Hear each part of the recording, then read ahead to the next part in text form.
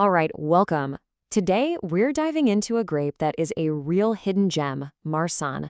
It comes from France's Rhône Valley, and while it's often overshadowed by the region's big, famous reds, let me tell you, its story is absolutely one you won't want to miss. So let me ask you something right off the bat. Can a white wine actually get better with age? I mean, we all hear about cellaring red wines for years, right? But whites? The answer is a huge, resounding yes. And Marsanne, well, it's one of the absolute best examples of this. It's pretty stunning, actually. So let's kick things off in its homeland, the Rhône Valley. This is where Marsanne is kind of like a well-kept secret. It's the real unsung hero of the area's white wines, proving that there's so much more to the Rhône than just Syrah. And this grape has some seriously deep roots.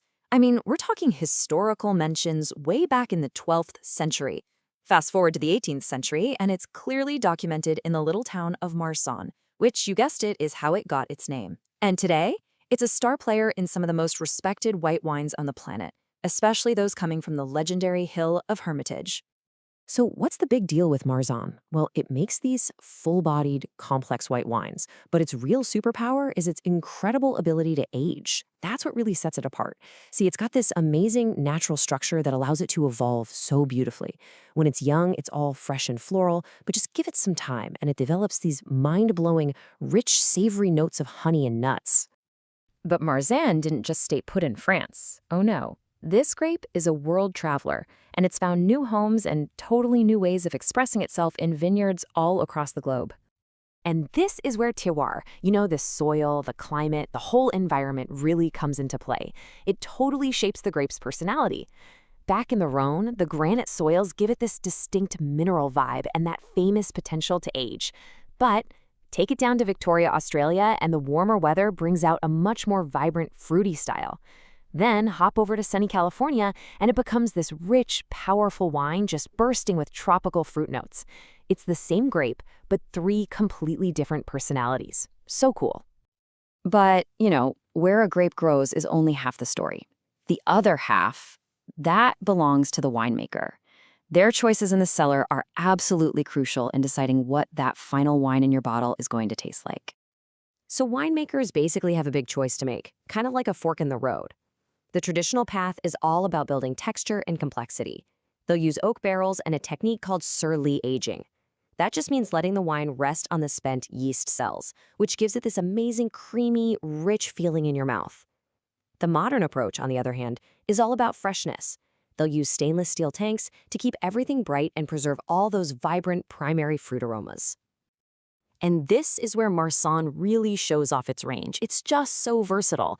Of course, you'll find it as a classic dry white wine, but it's also a great team player. It's often blended with its buddy Roussanne for more structure, or with Viognier to get a beautiful aromatic lift. And hey, if you get really lucky, you might even find it as a sparkling wine or a super luxe dessert wine, though those are definitely rare finds. Okay, we've covered the history, the journey, the winemaking. Now for the best part. Let's talk about what this stuff actually tastes and smells like when you pour a glass. And this, right here, is Marsanne's superpower. The way it changes in the bottle is just, wow. When it's young, it's all bright and charming, full of citrus, honeysuckle, peach, and apricot. But give it a few years, it deepens into something else entirely. Something much more savory and complex. It's a total transformation. The first thing that hits you in an aged Marsanne is this gorgeous, rich honey character. Now, it's not necessarily sweet like honey, but it has this incredible richness and texture that is just captivating. And then you get this amazing nuttiness. People often describe it as toasted almonds or even marzipan. This adds a savory layer that is so rare and so sought after in a white wine. And to top it all off, a delicate layer of sweet spice seems to emerge, adding this final dimension of depth and intrigue. Honestly, it makes every single sip a new discovery. So yeah, this isn't just some weird, quirky grape. We're talking about something wine experts consider a genuine treasure, all because of its profound complexity and its unique ability to age so gracefully.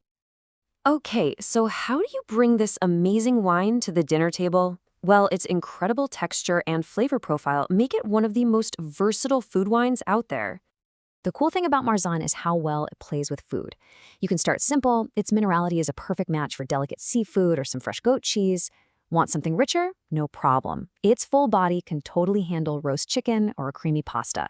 But here's the fun part. It goes global. Those aged honey and spice notes are an amazing complement to things like Moroccan tagines or even mild Indian curries. So, at the end of the day, Marsanne is more than just a wine. It's a story in a bottle.